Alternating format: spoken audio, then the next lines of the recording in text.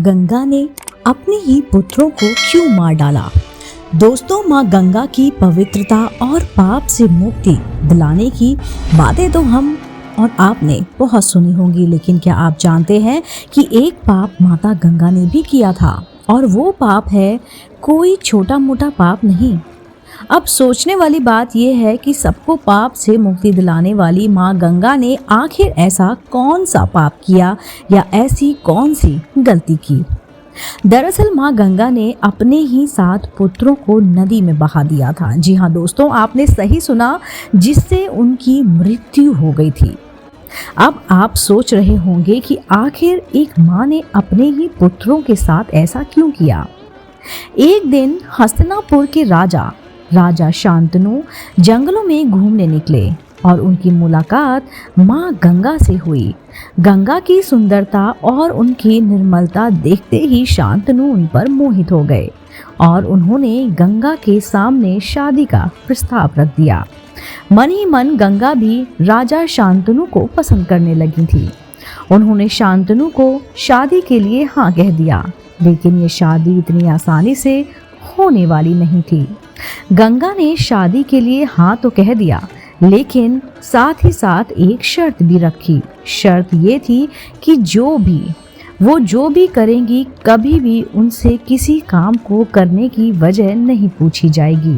अगर राजा इस वचन को तोड़ते हैं तो माता गंगा उन्हें उसी पल छोड़कर चली जाएंगी। शांतनु ने गंगा की यह शर्त तुरंत मान ली। इसके बाद बड़े ही धूमधाम के साथ हस्तिनापुर के राजा शांतनु का विवाह माँ गंगा के साथ हो गया। बीतते समय के साथ साथ उनके बीच प्रेम भी बढ़ता जा रहा था और उनके रिश्ते की डोर और मजबूत होती गई। कुछ साल बाद माँ गंगा को पहले पुत्र की प्राप्ति हुई, लेकिन गंगा ने अपने पुत्र को नदी में बहा दिया। राजा अपने वचन से बंधे थे, इसलिए उन्होंने गंगा से कुछ नहीं पूछा। समय तो गुजर रहा था, लेकिन ये बात सभी के मन में घर कर चुकी थी। इसके बाद राजा शांतनु को दूसरा पुत्र हुआ, लेकिन माँ गंगा ने उसे भी नदी में बहा दिया। महल में चारों ओर इस बात की चर्चा होने लगी, भला कोमल हृदय रखने वाली महारानी गंगा इतनी क्रूर कैसे हो गई। इसके बाद उन्हें जो भी संतान होती, माता गंगा सभी को नदी में बहा दिया करती थी।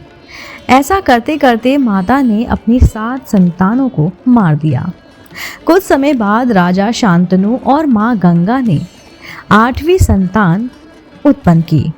माता उसे लेकर नदी में बहाने ही निकली थी कि राजा शांतनु ने उन्हें रोक दिया और अपने वचन को किनारे रखकर उनसे पूछा, महारानी आपको क्या हो गया है? आप अपने ही पुत्रों के साथ ऐसा क्यों कर रही हैं और आप कैसे कर सकती हैं? आपने अब तक हमारे 7 पुत्रों को नदी में बहा दिया और अब आप इस पाप को फिर से करने जा रही हैं। आखिर क्या वजह है जिसने एक माँ को इतना कठोर बना दिया? राजा शांतनु से ये बात सुनकर माता से रहा ना गया। उन्होंने कहा, बस करिए स्वामी, आप ये सब क्या बोले जा रहे हैं? मैंने अपने कलेजे पर पत्थर रखकर अपने पुत्रों को खुद से दूर किया है। मैं कोई कठोर हृदय की माँ नहीं हूँ, बल्कि अपने पुत्रों की भलाई के लिए ही मैंने ऐसा किया है। माँ गंगा ने बताया, मेरे 8 पुत्र वसु थे और उन्हें ऋषि वशिष्ठ ने श्राप दिया था, जिसकी वजह से अगर ये जीवित रहते तो उनको अपना सारा जीवन सिर्फ दुखों और कठिनाइयों के साथ ही बिताना पड़ता। अब आप ही बताइए, कोई माँ अपने पुत्रों को कष्टों में कैसे देख सकती है, वो भी पूरा जीवन? माता गंगा की बात सुनकर शांतनु हैरान हो गए। गंगा ने कहा, स्वामी, लेकिन अब आपने अपना वचन ही तोड़ दिया है, इसलिए अब मुझे आपको छोड़कर जाना होगा। मैं अपने इस 8वें पुत्र को आपको सौंपती हूँ। इतना कहकर माँ गंगा शांतनु को छोड़कर वहां से चली गईं। आपको बता दें, महाराजा शांतनु और माँ गंगा का ये 8वां पुत्र ही आगे चलकर भीष्म के नाम से प्रसिद्ध हुआ था। अपने पिता की खुशी के लिए उन्होंने आजीवन शादी ना करने की प्रतिज्ञा भी ली थी और उनकी इस भीषण प्रतिज्ञा की वजह से ही उनका नाम भीष्म पड़ा। वो कितने ही महान और शक्तिशाली थे ये तो आपने महाभारत में सुना ही होगा। उन्होंने महाभारत के प्रलयकारी युद्ध में पांडवों की सेना के छक्के छुड़ा दिए थे। आपको ये जानकारी कैसी लगी हमें ज़रूर बताइएगा। दोस्तों, अगर आप ऐसे ही धार्मिक पौराणिक कहानी कथाएं सुनना पसंद करते हैं तो आप मेरे चैनल आध्यात्मिक कहानियों को तुरंत से लाइक कीजिए, शेयर कीजिए और सब्सक्राइब कीजिए। मैं आपको मिलती हूँ जल्द ही इसी चैनल पर नई कहानी के साथ। आप देख रहे थे आपका अपना पसंदीदा YouTube चैनल आध्यात्मिक कहानियाँ।